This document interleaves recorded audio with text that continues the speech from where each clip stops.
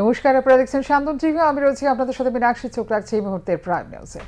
মন্ত্রিসভার বৈঠকে সিদ্ধান্ত নেওয়া হয়েছে, চিফ মিনিস্টার জন আরোগ্য যোজনার আওতায় আনা হবে 4,15,000 পরিবারকে। দ্বিতীয়ত, ক্রীড়া ও যুব কল্যাণ দপ্তরের অধীন জুনিয়র ফিজিক্যাল ইন্সট্রাক্টর 226 জন নিয়োগ করা হবে। অপরদিকে বহিরাজ্যের একটি ইনস্টিটিউটকে উত্তর জেলায় 15 একর জমি দেওয়া হবে ক্যান্সার হাসপাতাল স্থাপন করার জন্য। মঙ্গলবার সচিবালয়ে সাংবাদিক সম্মেলন করে মন্ত্রিসভার বৈঠকে গ্রহণ করা এই সিদ্ধান্তের সম্পর্কে বিস্তারিত জানান মন্ত্রী সুশান্ত চৌধুরী। রাজ্য সরকারের অন্যতম গুরুত্বপূর্ণ প্রকল্প চিফ মিনিস্টার জন আরোগ্য যোজনা, যা সারা রাজ্যের প্রায় 4,15,000 পরিবারকে স্বাস্থ্য বীমার আওতায় আনবে। দেশের 26,000 হাসপাতালে বছরে 5 লক্ষ টাকা করে বীমা সুবিধা পাবে রাজ্যের মানুষ। ত্রিপুরা রাজ্যের যে 4.5 লক্ষ পরিবার আয়ুষ্মান কার্ডের আওতায় রয়েছে, তারা চিফ মিনিস্টার জন আরোগ্য যোজনার বাইরে থাকবে। সরকারের লক্ষ্য রাজ্যের 4,15,000 পরিবারকে সুবিধা প্রদান করার। মঙ্গলবার সচিবালয়ে সাংবাদিক সম্মেলন করে মন্ত্রিসভার বৈঠকে গ্রহণ করা এই সিদ্ধান্তের সম্পর্কে বিস্তারিত জানান মন্ত্রী সুশান্ত চৌধুরী। তিনি বলেন, রাজ্যের 70,000 গ্রুপ সি এবং গ্রুপ ডি পদে কর্মরত কর্মচারীদেরও নয়া স্বাস্থ্য বীমার আওতায় রাখা হবে। কিন্তু কর্মচারীরা বছরে 6,000 টাকা করে মেডিকেল অ্যালাউন্স পেয়ে থাকে। যদি এই বীমা আওতায় সরকারি কর্মচারীরা আসতে চায়, তাহলে তারা মেডিকেল অ্যালাউন্স গ্রহণ করতে পারবে না। যারা কর্মচারীরা রয়েছে, এই 70,000 গ্রুপ সি গ্রুপ ডি কর্মচারীদেরও তাদের মধ্যে রাখা হয়েছে। যারা কর্মচারীরা আছেন, বছরে প্রায় 6,000 টাকা করে তারা মেডিকেল অ্যালাউন্স পেয়ে থাকেন। যদি কোনো কর্মচারী চান যে তারা চিফ মিনিস্টার জন আরোগ্য যোজনার সুবিধা গ্রহণ করতে বছরে 5 লক্ষ টাকা করে, তবে তাদেরকে এই বছরে যে 6,000 টাকার সুবিধা তারা পান, সেটা সারেন্ডার করতে হবে সরকারের কাছে। তবেই তাদেরকে এই চিফ মিনিস্টার জন আরোগ্য যোজনা অর্থাৎ CMJAY যে 5 লক্ষ টাকা করে বছরে যে সুযোগ সুবিধা সরকারিভাবে প্রদান করা, সেটা তারা গ্রহণ করতে পারবে। মন্ত্রী আরও বলেন, শুধু সরকারি কর্মচারীদের নয়, এ সুযোগ গ্রহণ করতে পারবে মুখ্যমন্ত্রী থেকে শুরু করে কেন্দ্রীয় মন্ত্রীও। কিন্তু শ্রম দপ্তরের আওতাধীন 10,000 শ্রমিক বীমা আওতায় রয়েছে, তারা মুখ্যমন্ত্রী জন আরোগ্য যোজনার আওতায় আসতে পারবে না। এতে সরকারের ব্যয় হবে 104 কোটি টাকা। আরও বলেন, প্রকল্পের অন্যতম গুরুত্বপূর্ণ উদাহরণ হল, রোগীরা হাসপাতাল থেকে ছাড়া পাবে, তারা 15 দিনের ঔষধ বিনামূল্যে পাবে। দেশের 26,000 হাসপাতালে আয়ুষ্মান ভারত প্রকল্পের সুবিধা পাওয়া যায়। যেসব হাসপাতালে এই প্রকল্পের সুবিধা পাওয়া যাবে, খুব সহসাই মুখ্যমন্ত্রী এবং অর্থমন্ত্রীর হাত ধরে এই প্রকল্পের সূচনা হবে বলে জানান মন্ত্রী। আর বলেন, এটা সরকারের ঐতিহাসিক সিদ্ধান্ত। মন্ত্রিসভায় আরও সিদ্ধান্ত হয়েছে, ক্রীড়া ও যুব কল্যাণ দপ্তরের অধীন জুনিয়র ফিজিক্যাল ইন্সট্রাক্টর 226 জন নিয়োগ করা হবে। অর্থ দপ্তরের অনুমোদন দিয়েছে। সংশ্লিষ্ট দপ্তর খুব দ্রুত এর উদ্যোগ নেবে। রিজিনাল ক্যান্সার হাসপাতালের বাইরে আপনারা জানেন যে সারা রাজ্যে এই ব্যাধি এটা তার বিস্তৃতি লাভ করছে সারা দেশে।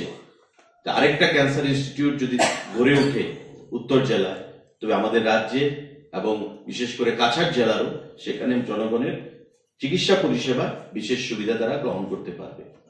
তাই আমাদের এই Cachar cancer hospital and research centre Silchar, তারা যে দাবি জানিয়েছে, আমাদের ক্যাবিনেট তাতে অনুমোদন দিয়েছে এবং আগামী দিনে এই ক্যান্সার ইনস্টিটিউট আমাদের উত্তর জেলা গড়ে উঠবে।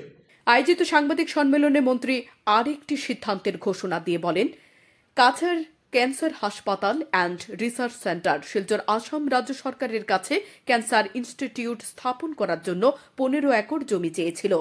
সরকার আন্তরিক হয়ে উত্তর জেলায় 15 একর জমি দেওয়ার জন্য অনুমোদন দিয়েছে মন্ত্রিসভার বৈঠকে বলে জানান শান্তন টিভি। লোকসভা নির্বাচনকে সামনে রেখে জনসংযোগে গুরুত্ব দেবে শাসক শিবির। মঙ্গলবার প্রদেশ বিজেপি কার্যালয়ে সাংবাদিক সম্মেলন করে কর্মসূচির ঘোষণা দিলেন প্রদেশ বিজেপির সাধারণ সম্পাদক অমিত রক্ষিত।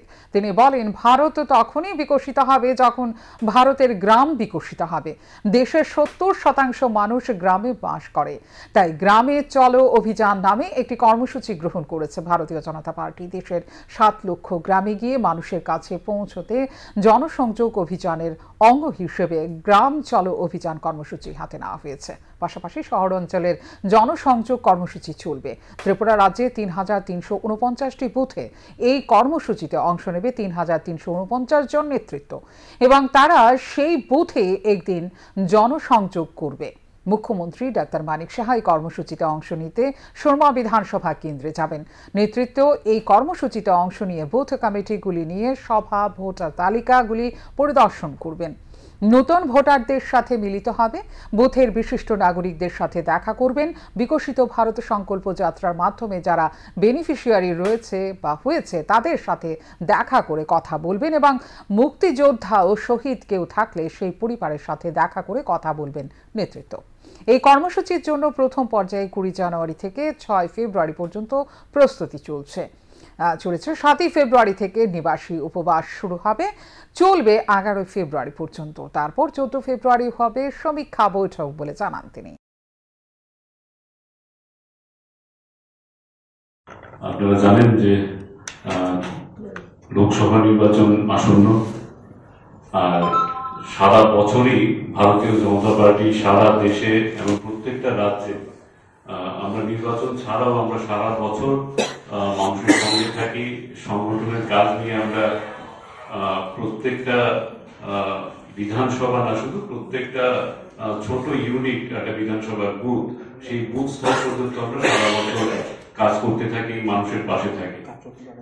একটা বিশেষ কর্মসূচি যা সারা ভারতবর্ষে সম্পূর্ণ হতে চলছে, সেই কর্মসূচি নিয়েই আপনাদের সামনে আজকে আমরা সাংবাদিক সম্মেলনে বসেছি। আপনারা জানেন যে ভারত তখনই বিকশিত হবে যখন ভারতের গ্রামগুলো বিকশিত হবে। আর আপনারা এও জানেন যে ভারতবর্ষের 70% লোক গ্রামে বাস করে। তাই আমাদের প্রথম লক্ষ্য থাকে যে গ্রামীণ জীবনের সঙ্গে যেন সংগঠন হিসেবে আমরা ওতপ্রোতভাবে জুড়ে থাকি। আমরা একটা বিশেষ উচ্চাকাঙ্ক্ষী একটা কর্মসূচি হাতে নিয়েছি, সেটা হলো গাঁও চলো অভিযান, মানে গ্রাম চলো অভিযান। সারা ভারতবর্ষে 7 লক্ষের উপর গ্রাম আছে। সেই গ্রামগুলোতে আমরা জনসংযোগের কর্মসূচি নেব। গ্রামগুলোর পাশাপাশি শহরাঞ্চলে আমরা নেব। আমরা ত্রিপুরাতে সিদ্ধান্ত নিয়েছি যে শুধু গ্রাম আর আরবান বডি হিসেবে ভাগ না করে আমরা প্রত্যেকটা বুথ পর্যন্ত আমরা পৌঁছব। মঙ্গলবার বিকেলে আগরতলা পুর নিগমের কনফারেন্স হলে বিভিন্ন ওয়ার্ডের কর্পোরেটর এবং নিগমের আধিকারিকদের নিয়ে এক কাউন্সিল সভা অনুষ্ঠিত হয়। এই বিশেষ আলোচনা সভায় মুখ্যমন্ত্রী নগর উন্নয়ন প্রকল্পের অগ্রগতি গুরুত্ব পায় বলে জানিয়েছেন নিগমের মেয়র দীপক মজুমদার। পাশাপাশি তিনি আরো বলেন, আরো কি কি কাজ বাকি রয়েছে এবং কিভাবে তা সম্পন্ন করতে হবে তা নিয়ে আলোচনা হয়। বাকি রয়ে যাওয়া কাজগুলো দ্রুত সম্পন্ন করার জন্য বেশ কিছু সিদ্ধান্ত গ্রহণ করা হয়েছে। এছাড়া অযোধ্যায় রামলাল্লার প্রাণ প্রতিষ্ঠার কার জন্য প্রধানমন্ত্রী নরেন্দ্র মোদীকে অভিনন্দন জানিয়ে তার জন্য এক প্রস্তাব পেশ করা হয়। এই প্রস্তাব সর্বসম্মতিক্রমে গৃহীত হয়।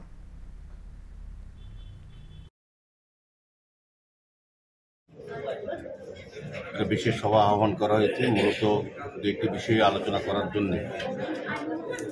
তো আমাদের বিশেষ সভায় আমাদের মধ্যে উপস্থিত আছেন আগরতলা পৌর নিগমের ডেপুটি মেয়র মনিকা দাস দত্ত মহোদয়া, আমাদের MIC মেম্বারগণ, বিভিন্ন জোনালের চেয়ারম্যানগণ, মাননীয় কর্পোরেটরগণ এবং আমাদের commissioner doctor Shailesh Yadavji deputy commissioner এবং বিভিন্ন জোনাল কমিশনার সহ বিভিন্ন আধিকারিকগণ এবং সমস্ত কর্পোরেটর উপস্থিত আছেন। মূলত আলোচনা হয়েছে মুখ্যমন্ত্রী নগর উন্নয়ন প্রকল্পের বিষয়ে আমাদের কতটা অগ্রগতি, আমার কী কী কাজ বাকি আছে আর কি করা, এবং সে বিষয়ে আমরা বিশেষভাবে আরও এইটার উপরে আরও 13 মেন্ডিং আমরা স্যাংশন আমরা। মৃত্যুর পর মৃতদেহকে হাসপাতালে মর্গে নিয়ে যাওয়া যে কাজটি দীর্ঘ বছর ধরে করে গেছেন, সেই অনন্ত কুমার দাস সকলের সঙ্গ ত্যাগ করে চিরতরে বিদায় নিলেন। আজ অসহায় তাঁর পরিবার, বঞ্চিত সরকারি সুযোগ সুবিধা থেকে। অনন্ত কুমার দাস হাসপাতাল তো বটেই, টাকার জলা, বিশালগড়, কমলাসাগর, বক্সনগর সব কয়টি জায়গাতেই এই নামটি একটি পরিচিত মুখ। পুলিশ প্রশাসন থেকে হাসপাতালের চিকিৎসক প্রত্যেকেই তাকে এক ডাকে চেনেন। দীর্ঘ সময় কাজ করছেন হাসপাতালে। দুর্ঘটনাগ্রস্ত বহু ব্যক্তির মৃত্যুর পর মৃতদেহকে একাই নিয়ে যেতেন হাসপাতালের মর্গে। সেই অনন্ত কুমার দাস নিজের পরিবার পরিজনদের পাশাপাশি সকল স্তরের শুভাকাঙ্ক্ষীদের রেখে বিদায় নিলেন চিরতরে। যে হাসপাতাল ছিল তার কর্মস্থল, সেই বিশালগড় মহকুমা হাসপাতালেই তাঁর মৃত্যু। অসহায় আজ এই পরিবার। 2 সন্তান ও স্ত্রী রয়েছে মৃতের, বঞ্চিত সরকারি সাহায্য থেকেও। বাবার মৃত্যুর পর ছেলেরা এখন সরকারি ঘরের আশায়। ডিস্ট্রিক্টে যতগুলো বিধানসভা আছে সবাই ওনাকে চিনত, প্রশাসনিক লেভেল থেকে শুরু করে সবাই। তো আশা করি উনি যেন গত পরশু দিন পরলোক গমন করেছেন, হয়তোবা এটা খবরটা পৌঁছায়নি, সবাই জানবে এবং সবাই আসবেন। আজ ওনাদের বাড়িতে আসি, এসে ওনার পরিবারের সাথে সাক্ষাৎ করি। কোনো রকমের টিনের ঘরে জোড়া তালি দিয়ে বসবাস করে এই অসহায় পরিবার। সরকারই তাদের এখন একমাত্র ভরসা। সরকারি ঘর সহ সুযোগ সুবিধা এই পরিবারের ভাগ্যে এখন জুটে কিনা এবার সেটাই দেখার। শান্তন টিভি। শাসক দলের 2 গোষ্ঠীর মধ্যে মারপিট এবং মামলা পাল্টা মামলাকে কেন্দ্র করে থমথমে পরিস্থিতি বিরাজ করছে কাঞ্চনমালা এলাকায়। মৌনব্রত পালন করে চলেছে পুলিশ। আবারও গোলাঘাটি বিধানসভার অন্তর্গত কাঞ্চনমালা এলাকায় শাসক দলের গোষ্ঠী কোন্দল প্রকাশ্যে এলো। সোমবার ভোর রাতে স্থানীয় কাঞ্চনমালা বাজারে গরু বোঝাই গাড়িকে আটক করা নিয়ে তোলকালাম পরিস্থিতি সৃষ্টি হয়েছিল। এতে উভয় পক্ষের কর্মীদের হাসপাতালে চিকিৎসা নিতে হয়েছে। ঘটনার পরিপ্রেক্ষিতে আমতলী থানায় মামলা পাল্টা মামলা করা হয়েছে। সোমবারের এই ঘটনায় আহত হয়েছেন গোলাঘাটি মণ্ডলের যুব মোর্চার সম্পাদক প্রসেনজিৎ দাস এবং অপরপক্ষের একই এলাকার 8 নম্বর বুথ সভাপতি অভিজিৎ বিশ্বাস। এই ঘটনায় যুব মোর্চার সম্পাদক প্রসেনজিৎ দাসের পরিবারের অভিযোগ ছিল তাকে বুথ সভাপতি সহ আরো বেশ কয়েকজন মারধর করেছে। মঙ্গলবার সকালে 8 নম্বর বুথ সভাপতি অভিজিৎ বিশ্বাস পাল্টা অভিযোগ জানাতে গিয়ে বলেছেন, গরু বোঝাই গাড়ি থেকে মণ্ডল সম্পাদক সহ আরো বেশ কয়েকজন মোটা অঙ্কের টাকা দাবি করতে গিয়েছিল এবং গরুর গাড়ির চালককে মারধর করেছিল। তাতে বাধা দিতে গিয়ে দুষ্কৃতীদের হাতে আক্রান্ত হতে হয় বুথ সভাপতি অভিজিৎ বিশ্বাসকে। এদিন বুথ সভাপতি সহ স্থানীয় এলাকাবাসী অভিযোগ জানিয়েছেন, কাঞ্চনমালা এলাকায় রাজনৈতিক সন্ত্রাস সৃষ্টি করা থেকে শুরু করে গত দুর্গা পুজোর সময় মোবাইলে গাড়ি ছিনতাইয়ের ঘটনায় মণ্ডলের যুব মোর্চার সম্পাদক প্রসেনজিৎ দাস সহ মণ্ডলের যুব মোর্চার সভাপতি হরিশঙ্কর ভৌমিক, শেখর দেবনাথ ওরফে টুটন এবং দোলন সূত্রধরের পরোক্ষভাবে মদত রয়েছে। তারা জানিয়েছেন, যুব মোর্চার মণ্ডল সভাপতি সম্পাদক সহ কিছু যুবকদের জন্য এলাকার শান্তি শৃঙ্খলা নষ্ট হচ্ছে। আগে অভিযোগ আসলো কাঞ্চনমালা থেকে একটা মোবাইলের গাড়ি ছিনতাই হয়েছে, আরো প্রচুর অভিযোগ আছে তার বিরুদ্ধে, বাজের গাড়ি ছিনতাই হয়েছে। এই তারা সরাসরি এটার লগে জড়িত আছে। যারা টুটন প্রসেনজিৎ দুলন, আরেকজন প্রসেনজিৎ দাস আছে, তারা টোটালি জড়িত হবে। এটার পিছনে হরিশঙ্কর টোটালি আছে, হরিশঙ্কর আর রামুসা, যার মদতে কাঞ্চনমালাতে এরকম উচ্ছৃঙ্খল পরিবেশ সৃষ্টি হয়েছে। তবে সোমবারের এই ঘটনায় আমতলী থানার পুলিশ এখনো পর্যন্ত কাউকে গ্রেফতার করেনি। উভয় পক্ষ থেকে একে অপরের শাস্তির দাবি জানানো হয়েছে। সব মিলিয়ে শাসক দলের 2 গোষ্ঠীর এই আভ্যন্তরীণ কোন্দলের জের ধরে থমথমে পরিস্থিতি বিরাজ করছে গোটা কাঞ্চনমালা এলাকায়। শান্তন টিভি। গন্ডাছড়া মহকুমায় ডম্বর জলাশয়কে উন্নতিকরণের লক্ষ্যে তুলে দেওয়া হয় অন্ধ্রপ্রদেশের এসএন একোয়া কোম্পানির হাতে। মঙ্গলবার সংশ্লিষ্ট জলাশয় সংলগ্ন এলাকা পরিদর্শন করেন ত্রিপুরা উপজাতি এলাকা স্বশাসিত জেলা পরিষদের মুখ্য কার্যনির্বাহী সদস্য পূর্ণচন্দ্র জমাতিয়া, দপ্তরের পদাধিকারী এবং এসএন একোয়া কোম্পানির পদস্থ আধিকারিকরা। তারা কথা বলেন এলাকাবাসীদের সঙ্গে। তারা এলাকাবাসীদের উন্নত সুযোগ সুবিধা প্রদান করার আশ্বাস দেন। পাশাপাশি এলাকাবাসীদের কোনো ধরনের ক্ষতির সম্মুখীন হতে হবে না বলে আশ্বস্ত করেন এডিসির পদস্থ আধিকারিকরা। জীবনযাপনের উন্নতির জন্য এটা প্রজেক্টটা হচ্ছে। তো এখানে আশা করি না কারোর কোনো সমস্যা হওয়ার কথা। আপনাদের যেটা জায়গা জমির সমস্যা আছে এখানে ওনারা বলেছেন এটা ওনারা দেখবেন। অলরেডি ওনাদের সাথে কথা হয়ে গেছে। তো এখানে কারোর কোনো সমস্যা হওয়ার ব্যাপার না। আমাদের ইএম স্যারও এখন সুন্দরভাবে বলেছেন যে মোট উদ্দেশ্য হচ্ছে এই জায়গাটার ডেভেলপমেন্ট করা, উন্নতি করা। ডেভেলপমেন্ট করলে তো সবার ডেভেলপমেন্ট হবে, ঠিক আছে। তো ওরা ধরে এখানে বিভিন্ন ধরনের প্ল্যান্ট, ফিড মিল এরা তৈরি করবেন। তো এখানে কাজ করবে কারা? আপনারাই কাজ করবেন, ঠিক আছে না, যারা আপনার আশেপাশে আছেন। তো এটাই বলবো, কেউর যদি যেমন ওই দিদি এখন বলেছেন শোনা কথা শুনবেন না। কেউ যদি কিছু কোনোখানে আপনারা শোনেন তাহলে আসেন, ডাইরেক্ট সুপারিনটেন্ডেন্ট ফিশারি আছে, ওনাদের সঙ্গে এসে আগে আলোচনা করুন, বুঝুন। আমার অফিসে আসতে পারেন যে স্যার আমরা এমন শুনলাম, ব্যাপারটা কি সত্যি না মিথ্যা, তো আমি বুঝিয়ে দিলাম আপনাদেরকে কি আছে বিষয়, ঠিক আছে। কিন্তু শোনা কথায়, মানুষের শোনা কথাতে কোনো সময় কোনো সিদ্ধান্ত নেবেন না, এটাই আমার একটা আবেদন থাকবে। আমি আশা করছি আপনাদের সবার সহযোগিতায় এই যে প্রজেক্ট আছে সেই প্রজেক্টটা যাতে একদম খুব ভালোভাবে সফলভাবে আমরা ইমপ্লিমেন্টেশন করতে পারি, এই আশা রেখে আমার বক্তব্য এখানে শেষ করছি। Thank you. গন্ডাছড়া মহকুমার রৈস্যাবাড়ি আটি ব্লকের অন্তর্গত পশ্চিম পোঁতাছড়া লোকচন্দ্র নারায়ণ সর্দার পাড়া নানা সমস্যায় জর্জরিত। এখানকার বেশিরভাগ মানুষ ডুম্বুর জলাশয় থেকে মাছ ধরে জীবিকা নির্বাহ করে থাকে, কিন্তু কোনো রকমে এই জীবিকা নির্বাহ করতে হয় জনজাতি অংশের সাধারণ মানুষকে। বিভিন্ন সময়ে বহু জনপ্রতিনিধি এখানে এসে প্রতিশ্রুতি দিলেও আজ পর্যন্ত কোনো ধরনের প্রতিশ্রুতি বাস্তবায়িত হয়নি। এখানে রয়েছে একটি সিনিয়র বেসিক স্কুল, কিন্তু এই স্কুলটি বর্তমানে হাড় ভাঙা অবস্থায় রয়েছে। ভূমিকম্প কিংবা প্রাকৃতিক দুর্যোগ এলে যে কোনো মুহূর্তে এই বিদ্যালয় ভেঙে পড়তে পারে। পানীয় জল পরিষেবা প্রদানের জন্য একটি ওয়াটার সাপ্লাই পৌঁছানোর কাজ চলছে। কাজ শেষ হতে প্রায় আরো 6 মাস সময় লাগবে। বর্ষার সময়ে তাদের পান করতে হয় ডুম্বুর জলাশয়ের জল। আছে না, স্কুলের মধ্যেও সমস্যা, স্কুল ভাঙাচোরা আছে। এখন আগেও যাবত প্রায় 3 বছর 1989 নির্মাণের স্কুল, এখন 10 কম হয়ে গেছে। এখন গত ইলেকশনের 2023-এর মধ্যে এই ভাঙাচোরা স্কুল করবক আন্ডারের কিছু রিফারিং করছে। এখনো এটা খুব ভয়ঙ্কর, ভূমিকম্প আসলেও ভাঙতে পারে। আচ্ছা, এখন আপনারা এই যে গ্রামের সমস্যা নিয়ে আপনি ঊর্ধ্বতন কর্তৃপক্ষ যারা বা এই আপনার মুখ্যমন্ত্রী হোক বা এখানকার লোকাল প্রশাসন হোক, তাদের উদ্দেশ্যে কি বলবেন? তাদের উদ্দেশ্যে তো বলছে, এখন আমরাও বারবার রিকোয়েস্ট করছে এবং অ্যাপ্লাইও করছে, কোনো সরকারি উন্নয়নের কাজ, কোনো সুবিধা দেওয়া হচ্ছে না। রাস্তাঘাটও ব্যবস্থা হচ্ছে না। রাস্তাঘাট ধরনা এখানে মাঠ থেকে 300 মিটার আছে, এখানে সুলিং করার জন্য প্রস্তুতি নেওয়া হয়েছে, এখনো সে কাজ করা হচ্ছে না। আমাদের গ্রামগঞ্জের মধ্যে তো সমস্যা দাঁড়ায় গেছে। এখন কোনো সরকারি রেগার কাজ করলেও টাকা সুযোগ সুবিধার মতো কি চাইবেন এখন সরকারের কি চাইবেন এখন আপনারা? এখন তো আমরা যদি গ্রামের গঞ্জের মধ্যে এখানে পাশাপাশি আমরা স্থানীয়ভাবে বাগান, পশুপালনের, হাঁস মুরগি পালনের এবং ফিশারি দপ্তর থেকে ডুম্বুর জলাশয়ের মধ্যে মাছের উপরে নির্ভর, এখানে জাল নৌকা প্রতি জেলার মধ্যে দিলে উপকৃত হতে পারে।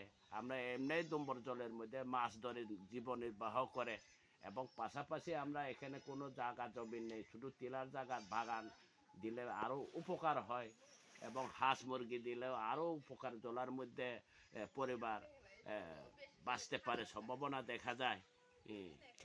ত্রিপুরা মধ্যশিক্ষা পর্ষদ পরিচালিত মাধ্যমিক ও উচ্চ মাধ্যমিক পরীক্ষায় ককবরক ভাষার পরীক্ষায় পরীক্ষার্থীরা নিজেদের পছন্দ মতো লিখতে পারবে, অর্থাৎ রোমান স্ক্রিপ্ট বাংলা কিংবা ইংরেজি ভাষায় পরীক্ষায় লিখতে পারবে পরীক্ষার্থীরা। মঙ্গলবার বিকেলে রাজধানীর প্যালেস কম্পাউন্ড স্থিত টিআইএসএফ এর কার্যালয়ে সাংবাদিক সম্মেলন করে এই সংবাদ জানান টিআইএসএফ এর সভাপতি সাজরা দেববর্মা। তিনি জানান, সোমবার ত্রিপুরা মধ্যশিক্ষা পর্ষদের সভাপতির সাথে এই বিষয় নিয়ে সাক্ষাৎ করা হয়। সাক্ষাৎকারের সময় পর্ষদ সভাপতি আশ্বাস দিয়েছেন, ককবরক ভাষার পরীক্ষায় পরীক্ষার্থীরা রোমান স্ক্রিপ্ট বাংলা কিংবা ইংরেজিতে লিখতে পারবে, তবে এই বিষয়ে এখনো কোনো লিখিত বিজ্ঞপ্তি জারি করা হয়নি বলে জানান তিনি।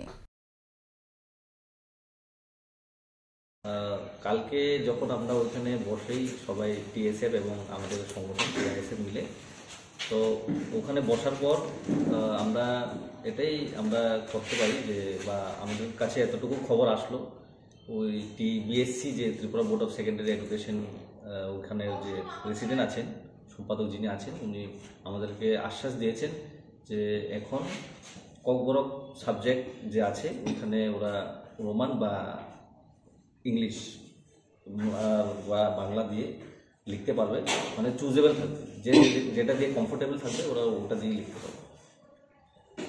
আর এর জন্য সবাইকে ধন্যবাদ জানাই। আমাদের ত্রিপুরাবাসীর যারা সিনিয়র সিটিজেন ছিলেন এইখানে আমাদেরকে সঙ্গী হিসেবে আমাদেরকে দিয়েছিলেন।